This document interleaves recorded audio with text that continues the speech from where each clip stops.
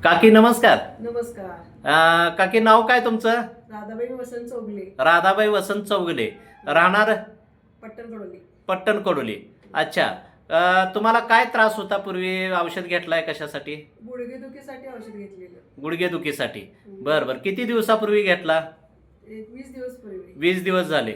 म्हणजे पारंपरिक आयुर्वेदिक दवाखाना पट्टण कडोली. हां. डॉक्टर पुरुषोत्तम गावडे निरंकारी यांच्याकडून तुम्ही 20 दिवसापूर्वी औषध घेतलात हां. आणि आता 20 दिवस तुमचे पूर्ण झालेत. हां. म्हणजे 20 दिवसाचा डोस पूर्ण केलाय. हां. मग आता पुढचं औषध घेण्यासाठी आलाय. हां. मग ह्या 20 दिवसात तुम्हाला गुडघेदुखीचा त्रास कमी आला? कमी आला. बर. आणि काय त्रास होत होता दुसरा? आता काही नाही, दुसरा काही नाही. बर बर. पित्ताचा काय त्रास होता ना? नाहीच काय नाही. म्हणजे म्हणजे सगळं म्हणजे 20 दिवसात अतिशय चांगला फरक पडलाय तुम्हाला. चांगला फरक पडलाय.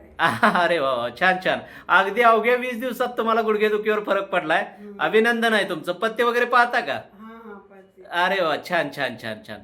सुंदर. नाव काय म्हणला? राधाबाई वसंत चौगले. राधाबाई वसंत चौगले, राहणार पट्टण कडोली.